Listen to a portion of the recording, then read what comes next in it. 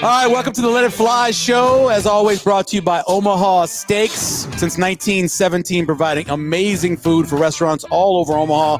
And very soon, the restaurant down in the Capital District, the Let It Fly Sports Bar, will have Omaha Steaks as well, opening Memorial Day of 2023. I am Michael Severe on the Let It Fly show, joined by former Creighton Blue Jay and Central High Eagle, Josh Jones.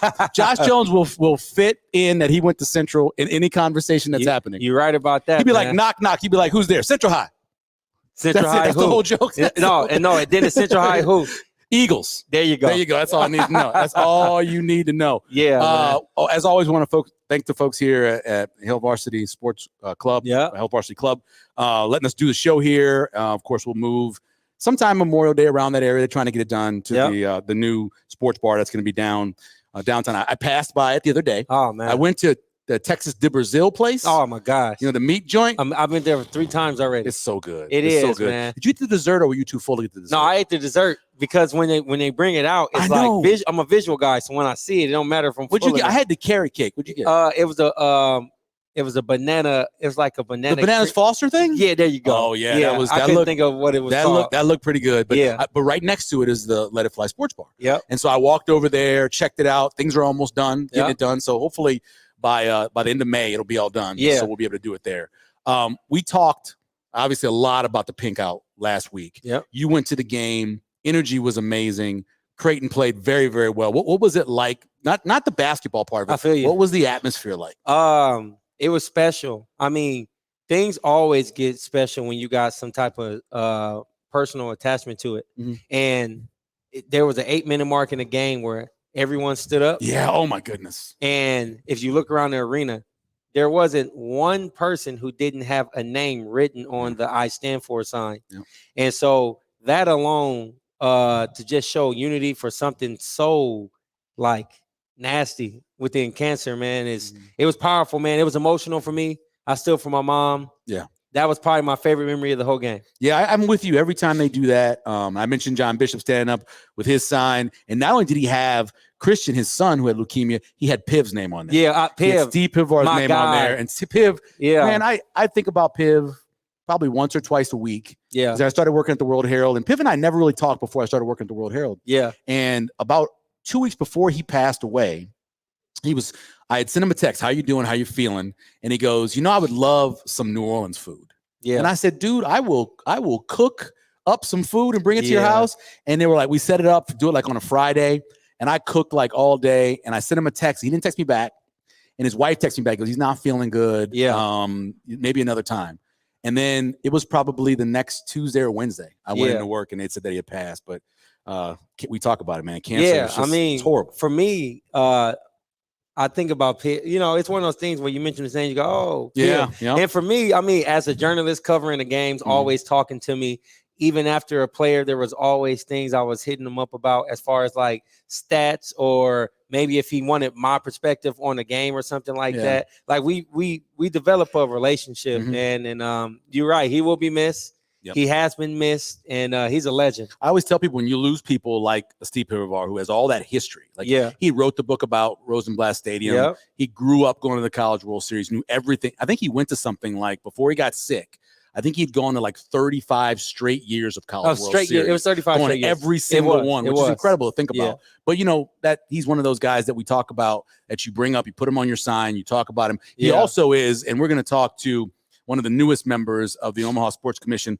Hall of Fame, Curlee Alexander, coming up in a couple of minutes. But the Media Person of the Year award for the Omaha Sports Commission is called the Steve Pivar Media Person of the Year award, which is pretty cool. He was that guy. Him. Yeah, I remember some of the times we was on the plane and we would get off the plane, we'll have a bad game or something going on with our team, and Mac would go over to Pivar and say, don't write nothing crazy, man.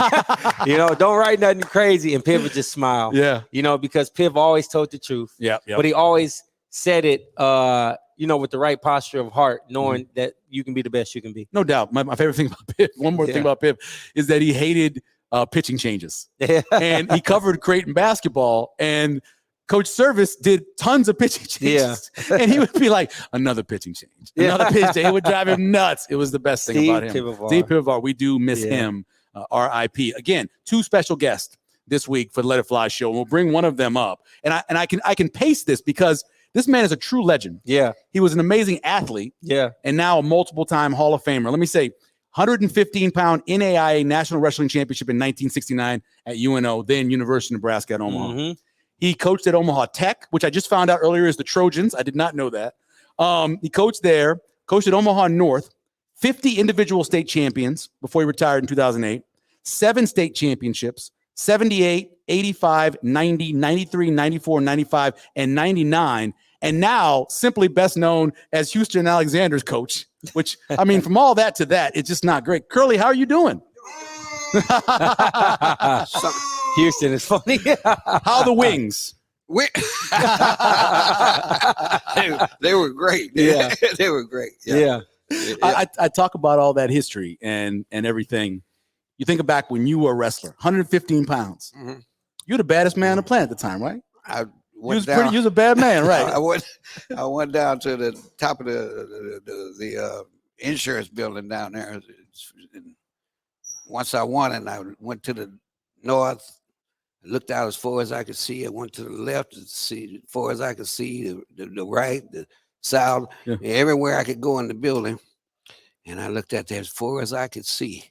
No one out there was better than me. There you go. There you go. Yeah, no, for sure. Yeah, he's the baddest man at 115. No doubt about that. Yeah. For me, just with all the accolades and the people that you have put in positions to be champion, where did it start from? How did you get into wrestling? What was like growing up as a kid? You know, this is amazing. I was at Tech High. That's where I went to school. I was at Tech High School, and they had a track, and you could see down inside the gym from the track. And I was peeking down there, and they had a wrestling match going on. And this guy. What year in this? So just like 65, 66?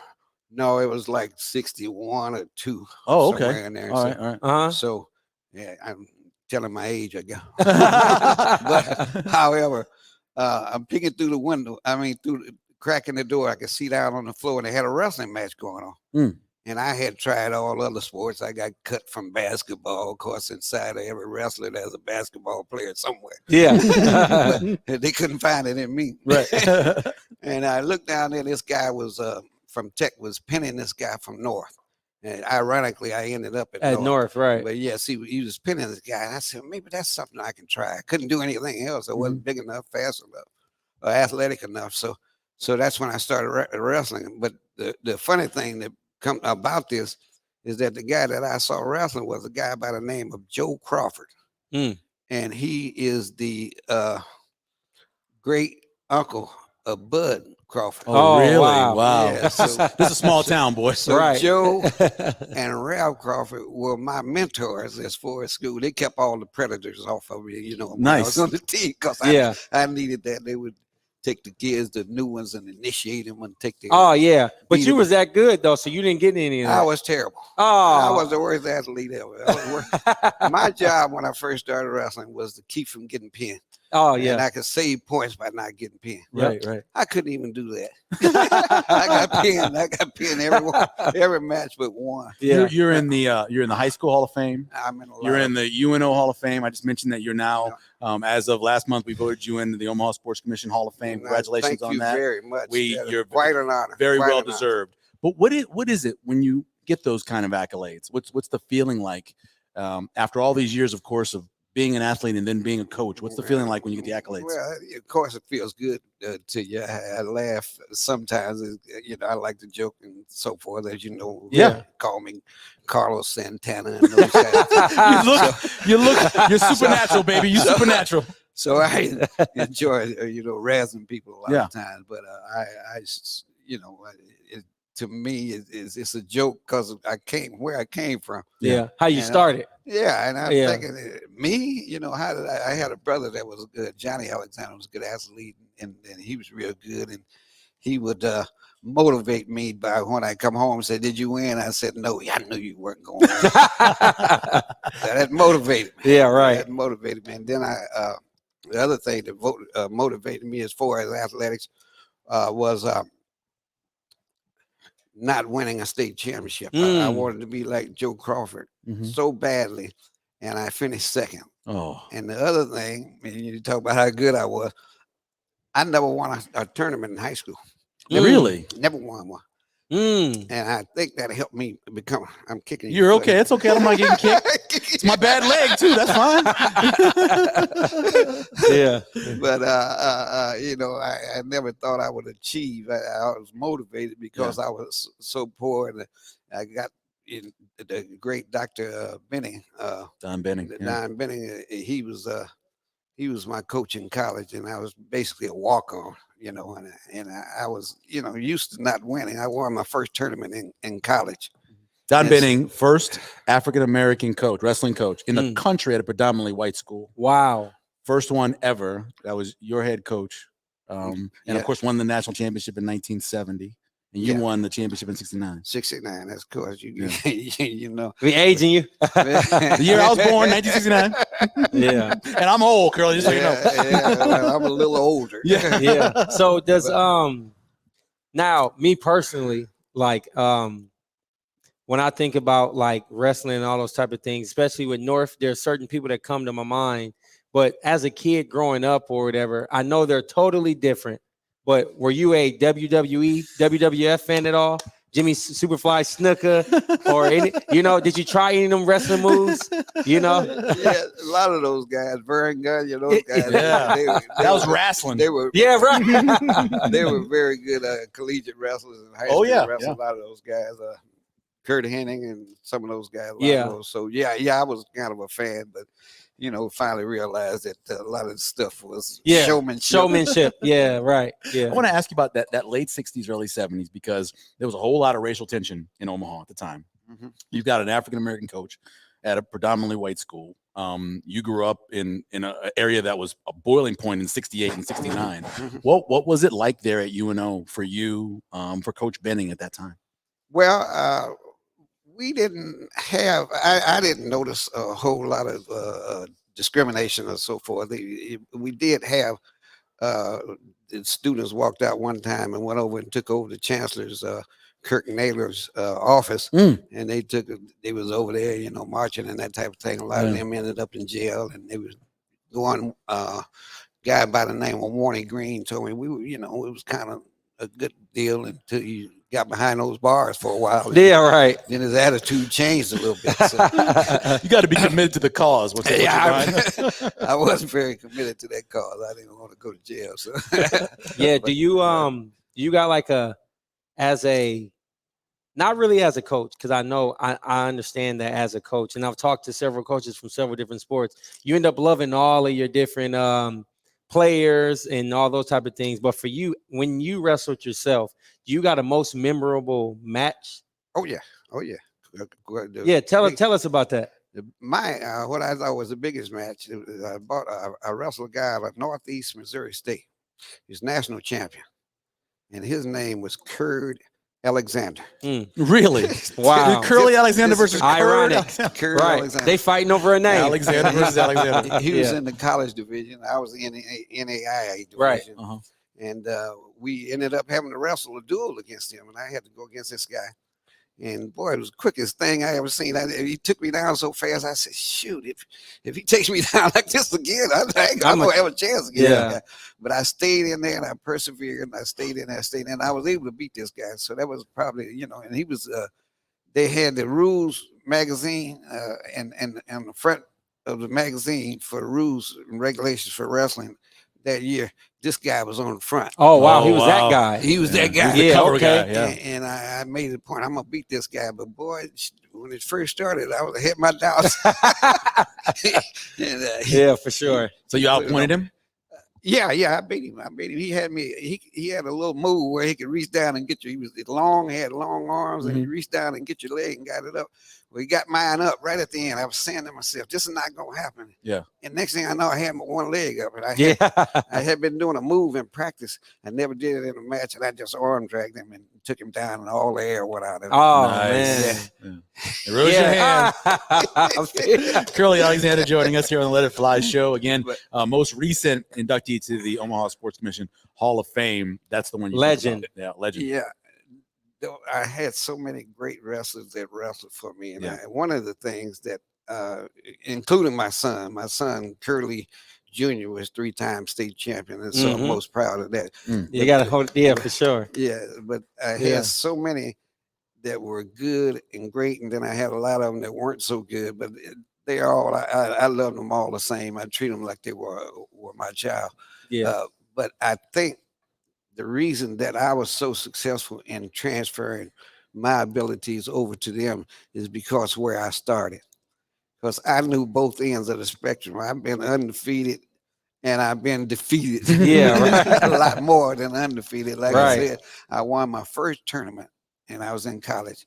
And my beautiful wife over here, Carolyn Ann Alexander, she from Omaha Tech Trojan as well. Yeah, she was. That first medal, I gave it to her. Yeah. Oh, nice. And then you're so suave. She was hooked. Since look at her right now. Wait. You had to slick back. Wait. And then we broke up. Oh no! And I asked for my medal back. Oh man, that's funny. So you got to come get it. Yeah. Let me ask you. So I mentioned Coach Benning, and I know you mentioned when he passed away that because of him is why you graduated college. Yeah. Right. And you coaches do an amazing job of helping guys win on the mat or the floor or in the gym or whatever else. But you also help a lot of guys get through school. What's the pride in being a coach and an educator as well coming up through high school? Let me mention some guys that I coached that were very successful. One of them is Chief Tommy Warren. Tommy, my football coach, Concordia. That's my coach. I coached him in track. It wasn't wrestling. I couldn't get him wrestling. He played everything, man. He's a good football player, cornerback. He thought he was a basketball player. That's how There's another guy that's the county attorney up in Woodbury County, up in Sioux City. His name is Pat Jennings. Okay. He's an elected official up there. And then I got Terrell McKinney. He was 2-time state champion. He's in the legislature. Yeah. Those are the guys that were successful that I had. I'm really proud of those guys. For sure. And still doing things today. Oh, yeah. For sure. And then I got a lot of them that, were just successful citizens. And then I got some that went the wrong route. Yeah, that happens. And I love them just the same. And the thing that I remember, and when they get on me, they said, do you remember so-and-so? I said, was he a champion? I don't remember him then. I already know. Well, you had 50 champions. That's the stuff you said. You had 50 champions. That's a lot of guys to remember. Yeah, speaking of just people that as I'm looking at my man, down here, Houston Alexander.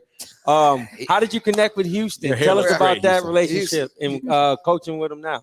I was an avid bodybuilder. I wasn't genetically, I wasn't good at anything. But I taught weight training. That's what I taught in school and stuff. And he was one of my top pupils in the school there. In fact, I had a little bodybuilding contest that we called Mr. North. And he won that a couple times, and I think he remembered that. And then he got in a big fight that we had down there with a guy, one of my wrestlers, and I always like a real fight at the school. No, yeah, for sure. No. Okay, all right. He got down. Yeah, they weren't wrestling; they were fighting. They got down. Well, usually when kids had a disagreement, all the years I've been coaching and teaching, I'd say, go in the bathroom, decide this, and come out. Yeah. They came out already. Boom. And I'm thinking, I just pushed them back in and let them finish. And finally, one of the coaches said, "This is enough," and he stopped it. Yeah. So that's how I get to know him. So this kid that I had was one of my wrestlers, and I thought, he was kind of an honorary kid. And I just all these years up until a few years ago, I thought he'd hit Houston first. Oh man, it was Houston. One thing always comes out. It's special that as I look at him, he still looks at you with admiration. As a man, I can see it in, like he love you, man. I can still whip him. Yeah. Yeah. I can still. That's funny. So what are you doing with yourself now? I'm still just training in Houston, trying to get him to quit, but he's been successful here lately. Oh, he's doing the bare knuckles boxing stuff, and we're going to talk about that coming up. But what do you? So, as a guy who was an organized, classic, one of the oldest sports in the history of the planet, wrestling, to this dude does bare knuckle boxing. What is it like training for that? boxing is much easier to teach than wrestling. Yeah. It's much easier to teach. You only got a couple things that you can do. And he was Right. already, you know, when he came to me, I think it was 2008. He had just signed a contract with the UFC. Yeah. And he didn't know how to wrestle. So Yeah. who do you come to? And I'm asking him, he shows up in wrestling practice one day. I said, what are you doing? How'd you get in here? Right. You never wrestled anything. Yeah. Yeah. So he came down there and we started training him with wrestling. He got, you know, he picked up a few things, but his first problem with him, he'd never been coached. Oh yeah. No one, he never had a real coach. Yeah. So he was stubborn, and he's still stubborn as that. And that's what makes you good. Now, Yeah. that's one thing. But you also need to listen. And we just now got him to listen after about 12 years. Yeah. He said 12 years. we were arguing yesterday about what, you know, we was looking at his fight, and I didn't get hit, and I'm looking at the tape. So the guy hit, I didn't get hit. I said, well, you the first guy. I said, Muhammad Ali got hit. Right. A hard head makes a soft behind. Right. Yeah. Alligator what he mouth was. and the hummingbird. Yeah, exactly. That's what he was. So we've been working on that. But I'd like to give a shout out to some of my wrestlers that I had that were champions. Jerry McCoy was 3-time state champion. Ryan Terry, Dwayne Martin, so many more. Curlee Smith, so many of them that were so good. Did you get a chance to work with Ron Coleman?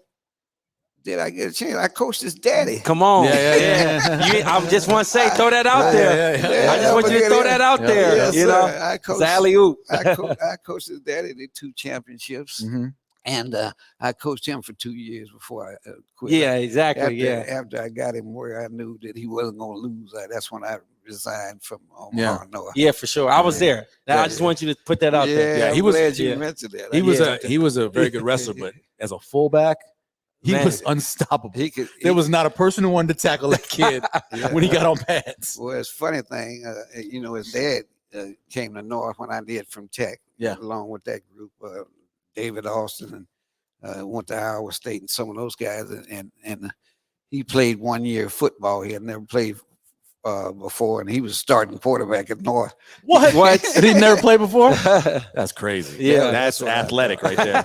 Curlee, man, we appreciate it always. Congrats. Thank you. Congratulations on getting real. another Hall of Fame. Appreciate it. Yeah. I look forward to that. That's coming up in May. And you guys that I didn't get to, I mentioned your name. Yeah. You know, you're in my heart. All the winners For and sure. stuff. And all my coaches that I had: Fred Marissette, Philip Doolittle, David Washington, all of those guys. I was one of the first guys when I come to a meet.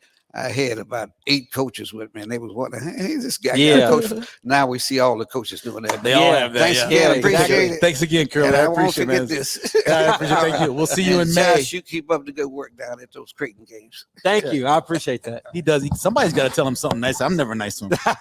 So that's, again, it's the Omaha Sports Commission Hall of Fame. It's going to happen in May. Yeah. You can buy tickets for. Here's what's going to happen at the thing. So we're going to have 3 Hall of Famers going to get in. Curlee's going to get in. Tony Veland, who not only played at Nebraska, also a Benson Bunny. Yep. Forget that. Won a World Championship Super Bowl with Denver Broncos. And then also Gina Mancuso, one of the greatest volleyball players in Nebraska history. Nebraska got some athletes. Oh, man. So many great, amazing and athletes. The thing is, like, for me, just as a former athlete, a part of high school basketball, I think about what I did at Central with my teams, the 3 state championships and all. But when you look at the spectrum of the greats, I think what I did is like a pupil compared to the people, before and even after me making things happen. Well, what you did was your success level, and that needs to be commended. But there's some, you look at Dirk Chatlin's book. Yeah. When he's writing about guys who were Hall of Famers and first timers. You have Marlon Briscoe, first African-American quarterback in the NFL. Yeah. Right? You have Gale Sayers, first guy to score 6 touchdowns in the game. You got a guy like Bob Gibson, who 1.12 ERA in 68. Right. I mean, you're talking about this is before we even talk about Mike McGee. Yeah, before you even get to guys who are really, really good. Really good. You have these guys who were at the pinnacle. Amazing. Bob Boozer, guys like that as well. Right. Again, on May 27th is the Oscars. You can go to the omahasports.org page if you want to find out more about it. And come on up there, Houston. I always call Houston Mr. Heavy Hands. Oh, man. Because You know, they get those guys that you wanna shake hands with. You're like, no, he gonna hurt me. Yeah, and I don't need that. I'm 53 years old. I don't need to be hurt. By here's all the things that Houston Alexander. I'm gonna go like the break dancer, DJ, mixed martial artist, founder of the Culture Shock Tour, Houston Alexander Foundation.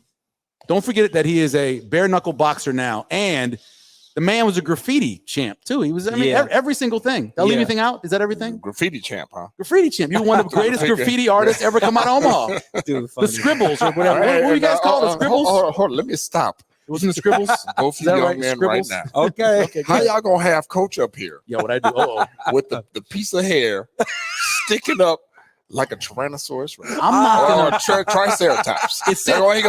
Y'all couldn't slide. Y'all couldn't stop the show. See the way my eyes are set up. I seen what you was doing. But it didn't look like that. I'm not. You didn't. We will all. First of all, you have your relationship zero hair. Coach, you have him, not me. Zero hair. I do have zero hair. Zero hair. You shouldn't be talking about anybody else. I don't have a lot going for me. I got a full head of hair. That's all I got to say right there. I got a full head of hair. That's about it. I'm not making fun of nobody else's hair. Carlos Santana over there eating his wings. Superstition. Oh man. And hold on, Josh. Let's see. Now, let me get another thing straight. Yeah, go ahead. I'm gonna let it fly. I'm gonna let everything fly. Let it fly. Let it fly, bro. Everything but the hands. Because hold on, because every time you mention, you get what, bro? Your high school. Yeah.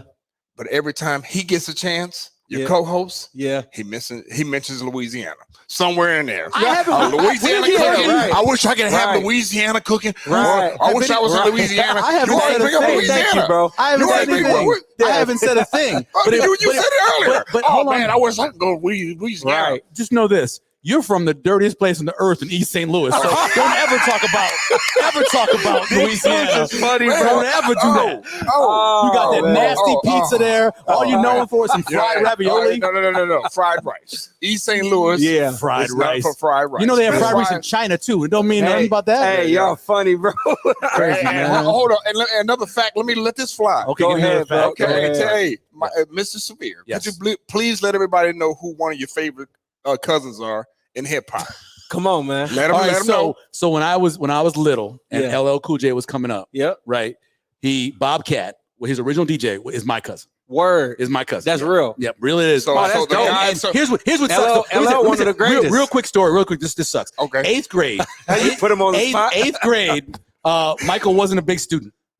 So Michael had to go to summer school. Okay. So I missed, and my cousin Corey got to go on tour with LL. Wow. And my cousin Corey's job was to lay out his outfit for each one of the sets and to block the women at the door for which direction they would go. Man. So half would go this way. Those are the ones that he swiped right. Right. And then the other half would go this way. And he swiped left. And you know what's funny? And I didn't get to go on the tour. I feel like his and I guarantee his kids are A1 students because he want to say.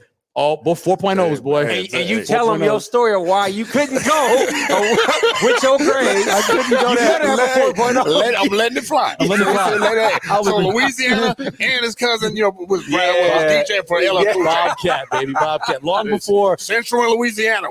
Cut Creator came on. Houston Alexander joining us. My man. I mentioned came up in East St. Louis. Congratulations on the show. Oh, thank you. We appreciate it. We look like Crips and Bloods up here. You got the red on. We got the blue. We need some purple. We need them great. The shoe fit. No, man. Hold on. Yeah, right. You got the red shoes on. Just by the way, I got a Saint shirt on under here. Anyway, my God. Where's your Central shirt? Is that hard?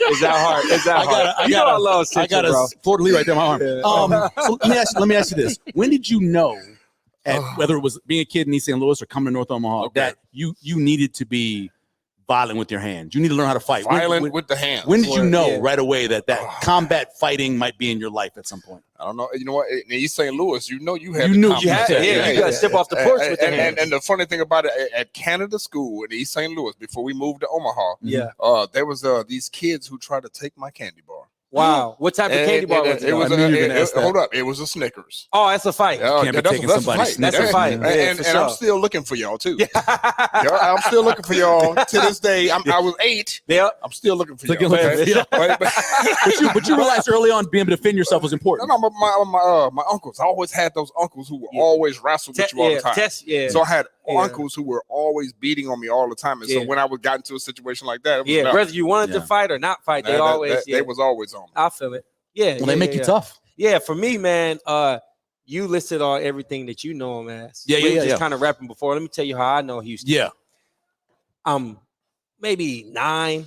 I think maybe 8 or 9. Along with your best friend. Who was your best friend? Niles Paul. Niles. He still is he still is one of my best friends. You hang with Phil Bates too? All you guys running together? Oh, no. We get to that. Okay, all right. Niles Paul got a Barry White beard. Yeah. Looks pretty good. So look, it's crazy that like when we see each other, like we know, like, you know what I'm about to say. But so 8, 9 years old, myself and Niles Paul, we Boys and Girls Club kids. We run around every single day playing basketball, playing football, going to football practice for Coach Warren to me, Chief Warren at the time. Tommy Warren. You know, and we doing our thing. And they was like, man, y'all just keep going in and out. Like, if you go out, you got to stay out. Matter of fact, go down the hall. So we go down the hall by the coat rack, and I look in there, and I got my man Houston in there. He in there teaching a breakdancing class. Yeah. You know, first time I ever met him in my life. He see me, invited me in there. I was scared. I was nervous, man. Yeah. Then he kind of deboed me into going in there because I was getting into trouble in the halls. And it's been love ever since, man. He had me and Niles in there. That's crazy. It's a verb. Deboing is a real verb. Talk. And he and now he end up dunking on people. Jumping over people. Yeah. Man. So he was somebody that we looked up to. That's awesome. You know, growing up. Yeah. Well, that culture shock tour and just going into schools and showing positivity through. Bro. That's another one I should shout out. I went there. Come on, man. That's crazy. What was the nickname for Conestoga? I don't know what it was. The Bearcats or something like that? Tigers? Pioneers. Okay, that's crazy. Yeah. One of the oldest schools in Omaha. Yeah. Conestoga is really. And I went to and we just did Lord Dodge. I went to Lord Dodge. Yeah. Oh wow. So kind of tell the audience about like what you do when you go into schools. Now the whole concept came because we were working for this radio station and they was trying to get out into the community. Yeah. So I always had this plan to teach the kids about hip hop culture because they get so much negative imagery on television and on the radio. Right. So we wanted to teach the kids about what the culture was about, and so we formatted this program where we go into schools and teach the kids about the hip hop culture, which is about music, dance, and art and positivity. The basis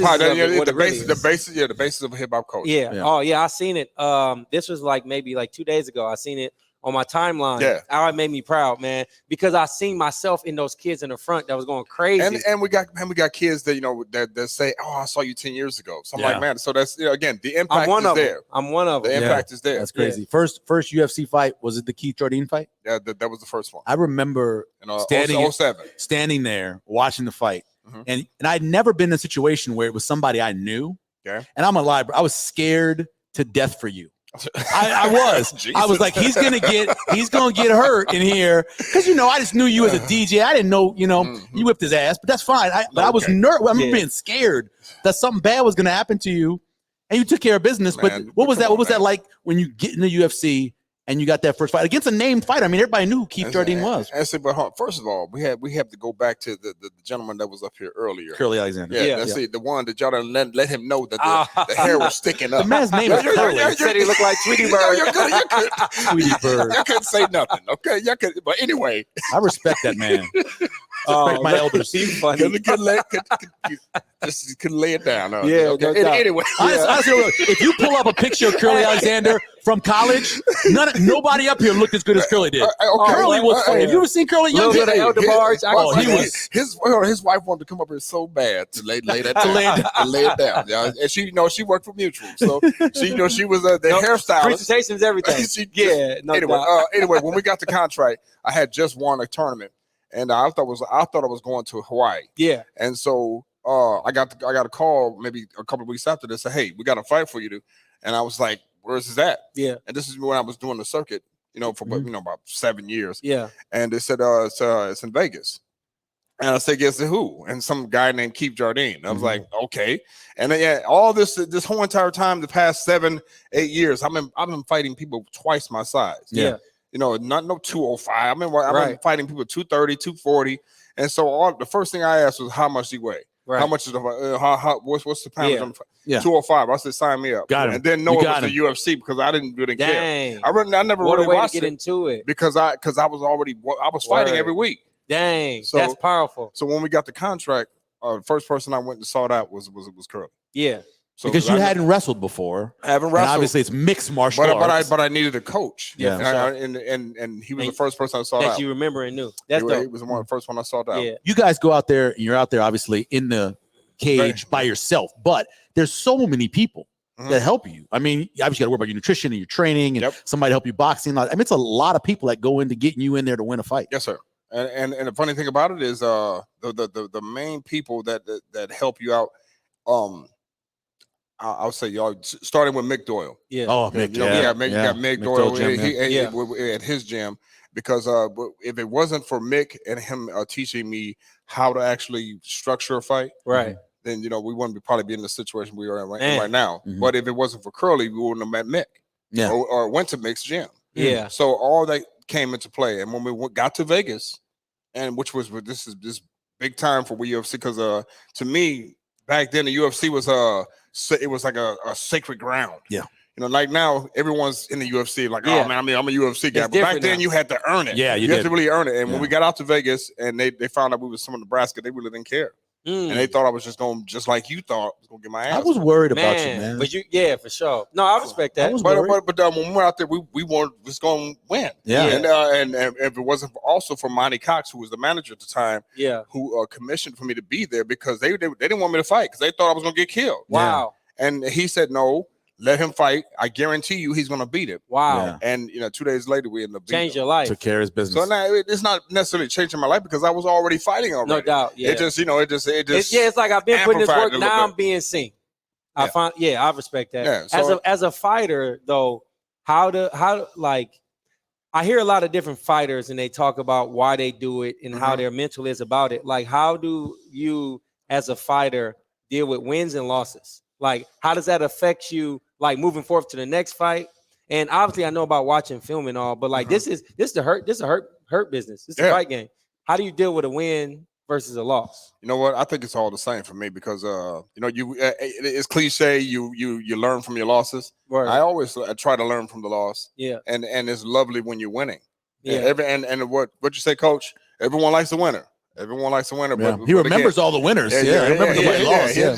You see what he said. Right. Yeah, he remembered the He champion. remembers all the Yeah. champions. Were you a champion? I remember So- you. Yeah. So he barely remembers me. Yeah. But the fact that you could take from the losses, and it's cliche, but take from the losses and enjoy the wins. Yeah. That's Yeah. it. How did you get into the bare knuckle boxing?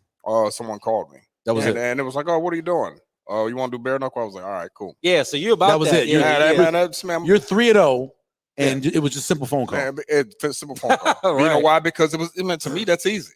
Yeah. It's like boxing with no gloves. Yeah. And how did I start this business? By I was 8 years old in Canada School at East St. Louis. Yeah, I was Fighting, already yeah. doing it. I was already doing Yeah. it. Plus, I Yeah. got big knuckles. Yeah. You had an opportunity to fight against not even just went from YouTube sensation. Kimbo. Mhm. Come on, man. Kimbo Yeah. Slice. Like, He was on commercials and stuff. yeah, like the fight is one thing, but talk about him as a person. You know what? And I don't think I've ever told this story. The day I ended up meeting him, we were all in the hallway. He had himself and 100 goons, Mm. and guess who was by themselves? Me. You by yourself. Yeah. Yeah. I was like, I'm a solo artist. Right. Yeah, No, I know. But Yeah, at yeah. the time, and I had my goon Right. there, but it's had the Curlee. Y'all let him. He ain't gonna let that go, coach. Yeah, had I had my goon, but he was but in did the he have room. his guitar he with was him? sleeping. He was sleeping. Okay. He was asleep. But anyway, I met him. I went up to him, and the guys, they for some reason they probably thought that I was coming up to start somewhere. But I want them to introduce myself. So Yeah. I it's was like, business at the end I of was the day. like, what's happening? Yeah. Yeah. And they let me through. I ended up talking to the guy. Then after that was it. But it's funny because that fight keeps being brought up because they keep showing the fight. Yeah. They do. Back then, which really irritates me, is they didn't count leg kicks. Wow. 'Cause you were kicking it. You were kicking the hell out of him. They didn't Yeah. count leg I kicks. never knew that. They never. The judging was different. I don't think it was a total package like how they have Yeah, for today. sure. Yeah. But they didn't count the leg kicks. Yeah. And now guess what they're counting right now? A lot of leg kicks. A lot of leg kicks. Yeah. So they're counting them as strikes. Yeah. Yeah. So we actually thought we wanted to fight, and whatever they got what they wanted. Yeah. I mean, Yeah. it was one. I mean, Rest in peace, and rest in peace to my man, and Yeah. shouts out to his family, man. For Because sure. It is what it is. Yeah, I think it was like 29-28, 29-28. I don't know. It was one round either way. You it win would have been nothing because he had one good slam. Yeah. and that was it. Yeah. Now You can't show, and this is what you can't show, the judges, something like that. So, Yeah, right. You're 50. yes, sir. When Hey. you gonna stop? You- Hey, hold on, You I'm like gonna tell you. Hey, what Father 50 Time is rest fighting against you and losing. But hey, and the Jets for men. You throw the Jets. Look, that's fine. You throw the Jets I'm for just men. saying. You Your boy Curlee said you were too old when you started fighting. Now you 50. Now you're 50. When you gonna stop? Y'all see the last Bad Boys movie? I did see that. Yeah. Where Will Smith was in the bed and Martin Lawrence put the Jets for men in his beard. Yeah. But I don't know. I've been keeping myself in shape, man, and I stay in shape. You still work out 7 days a week? And I don't know about 7 days. You used to work out 7 days a week. I put 6 in there somewhere. Yeah, for Okay. sure. Yeah. I gotta have some time, but as long as I'm taking care of my body, as long as I'm doing what I'm supposed to do, and I'm not losing, Yeah. nah, I'm good. Yeah, it's You're just not I don't know you're where to not hang getting it. I beat don't up know or where to anything. hang it up. Yeah, Just like yeah. when you play basketball, you Yeah. know when to hang it up. And he sure. can't dunk anymore. He's just like Yeah. front rim it. Yeah, He's like, hey, time for me to go. I shot the ball today for the first time in a long time because it rolled over to me. Yeah. I don't got it anymore. I would keep it real. I always got tell my last game playing softball, I'm at third base. Ball comes to me. I take it. I go to throw it to first base, and it bounced the pitcher's mound. I took off my hat, my glove, and I walked off. that's it. And Yeah, Brandy that's it. Peters, she's like, "Where you going?" I'm like, "That's it. I ain't got nothing left. I'm not I'm nice done." no So more. I'm done. when I don't have anything left, I don't know when to You'll know. stop. Yeah. But right now, Yeah. just like I told anybody in the other interviews, I'm just having fun. Yeah. Yeah. We just having fun and we enjoying the journey. So, Yeah. that's all. What's next for Yeah, I you? was gonna say, what's next? When's the next fight? Oh man, I'm not for sure. They want me to fight probably sometime this year, and I fought twice last year because Yeah. Yeah. I really didn't get hit, coach. He said you got hit. He did say that. He said he watched the film. He said, "Well, I don't know what you looking at." I saw you get hit. Okay. Yeah. But I'll- I just want to have fun, man. Yeah. That's it. I just want to have fun. And of course, how many kids you got? A whole bunch of them. Yeah, a whole bunch of- Yeah. There So you go. grandkids. How's everybody? Yeah. So the whole family, the family's gotten bigger. Yeah. And obviously, my kid, man, my oldest is 30. Oh my good, your girl. My daughter, the daughter I gave the kidney to, Yeah. Yeah, man, She's 30 she's years old. man. That's when and you probably saw her at the radio station when she was I went little. Yeah. when she was man, Yeah. man, 'Cause that's I started crazy there how in 04. yeah, Yeah. so that's crazy how Just life time evolves has and been time- minute, time man. has gone It's a by. minute. It's Like a I minute. said, I mentioned the first time I met you. It's You when were I was- 8 years old. How old Exactly. are you now, Joe? Yeah, 30. I'll be 34 on Halloween. That's crazy, man. And time just go by so fast. But when you're doing things, staying active, for sure. and you're doing stuff like this Yeah. show right here. No Yeah. doubt. Yeah. And next Doing- time you got somebody up here, Yeah. They got bad hair. got bad hair. Tell them.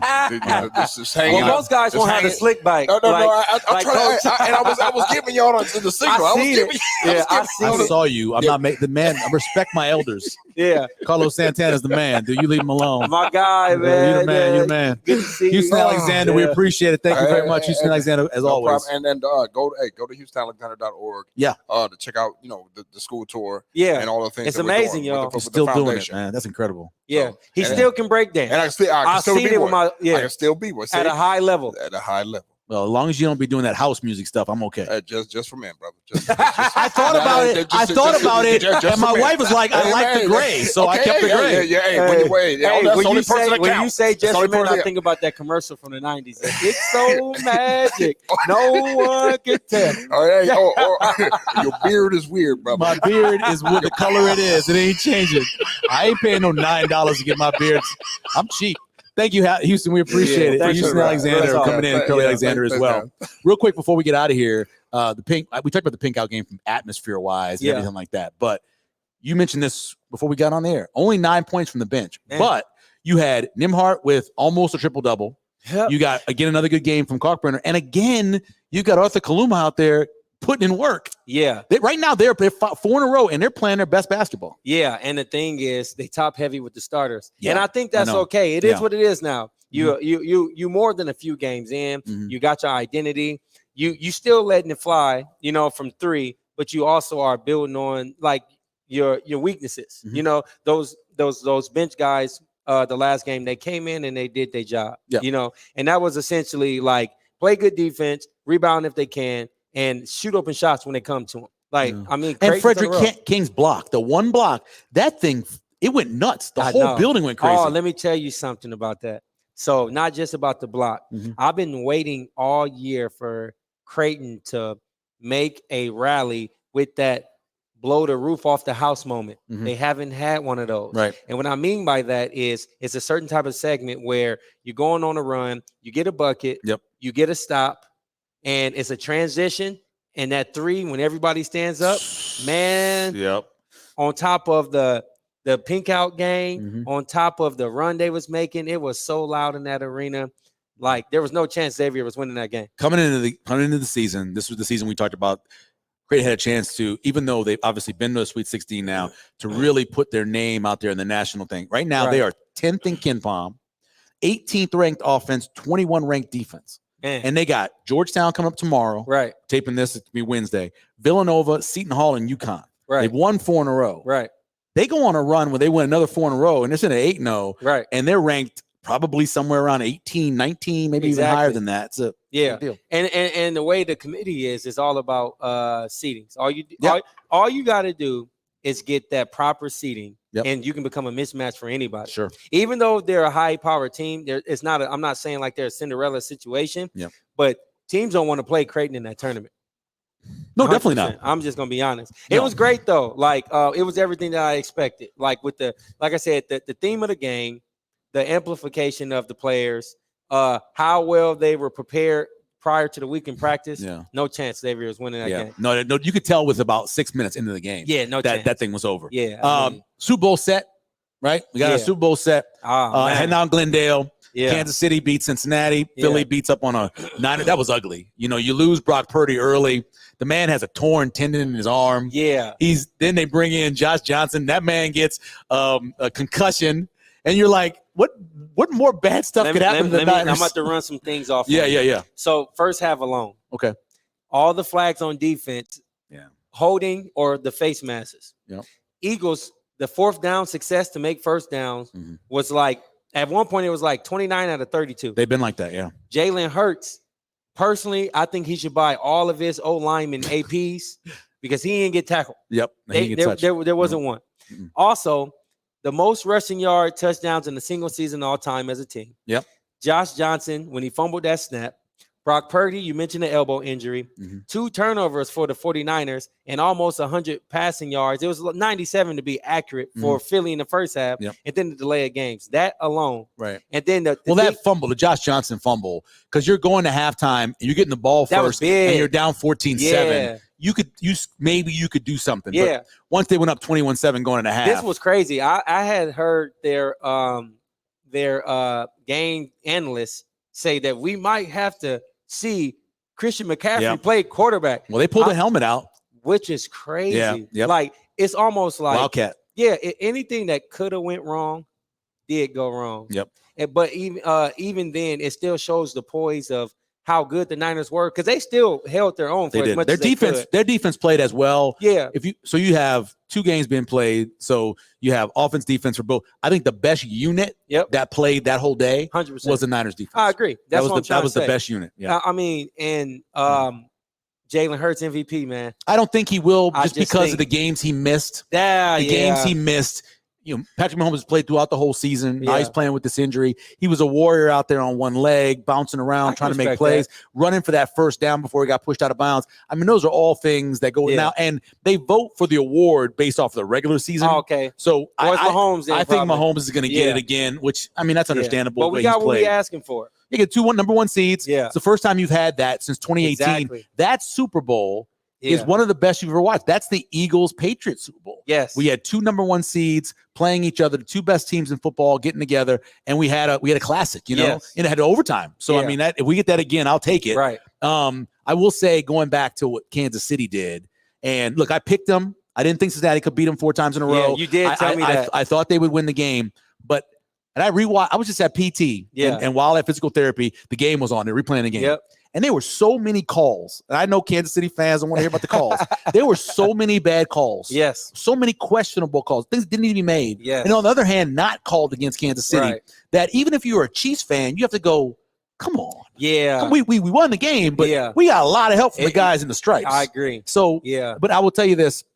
I love for the Eagles to win it because everybody knows I'm not a Chief fan. But I think the Chiefs should be favored in this game based off of experience, based off of the schedule they played, based off of the way their defensive line is playing. And I think overall, now they got to get some wide receivers healthy, obviously. But I think they're the better team. If the Eagles win it, it's because Jalen Hurts plays like an MVP. 100%. That's what's got to happen. But I think as much as I don't want to see it, I think the Chiefs are the better team. I think they probably should be. And they're not favored. They're 2-point dogs or 1.5, 2.5. It's been bouncing back and forth. But if it was, I was going to guess, I think money will move towards Kansas City. Because you look at who Philly's played this year. Look at the quarterbacks they play. Look how many backup quarterbacks. They're going against not a good one. They're going against the guy who's the best. So I'm thinking about what you're saying. It sounds right and accurate to me. I agree. And I honestly think my perspective about the Bengals, like, no matter how that game went, calls or no calls. You seen the experience of Kansas City. You did. That's what it come down to for me. Making plays. You know, they've been there. They've done it. They've seen it. Super Bowl gonna be fun. Also, never had this before. Got 2 African-American quarterbacks playing. I know. I've never thought about that. That's true. Never had before. Obviously, you've had Doug Williams win it and Patrick Mahomes. And I know there are people out there. First of all, let me say this. I grew up in the South. Hey, Louisiana. All right. I grew up in the South. I had a guy on Twitter say to me, "Oh, no, Patrick Mahomes is mixed. Why would that make him black?" And let me tell you, Mississippi, the state of, has a rule that's called just one drop. That's what it's called in Mississippi. Just one drop. You got just one drop, you're black. You know who you're black to? Every cop in the state. But forget Mississippi. That's an unwritten rule. That's unwritten rule. If you got an ounce of just one drop, that's what it's called. That's unwritten. So you can call him mixed, you can call him mulatto, you can call him whatever you want. He's a black quarterback. Black man. He's African American. Did you not see his dad after smoking a cigar? That's a black man. Right. That's his kid. And he really wanted to talk differently than he conducted himself. He held himself together. But yes, we have that going on as well. Of course, next week we got a really special show for you guys. I'm not going to tell you who it is. It's going to be a surprise. We got a special show next week. It's going to be on Tuesday. It's going to be fun. But then, of course, we'll be able to preview the Super Bowl and talk about that. We got 2 more weeks. This whole week off before the Super Bowl still always bothers me. Still bothers me. But we got that, and we'll have plenty of chance to talk about the games. Special thanks to Hill Varsity Club always. Pat Safford is here. Chris Gorman for everything. Bill Al Lopez is not here. Phil McCain doing the guesting, of course. Omaha Steaks. Always tell you it's never a bad time to give Omaha Steaks as a gift. They will love you for it. Another show coming up next week. It will be a very special guest. So tune in. You can always find the show. LetItFlyShow.com. You can find it there. You can go to Spotify, Apple, Twitter, Facebook. We're everywhere. YouTube, all that. Everywhere you look, you'll find us. As always, Josh, take us away. Your boy Josh Jones for my man Michael Severe. You know how we do it. It's a Let It Fly show.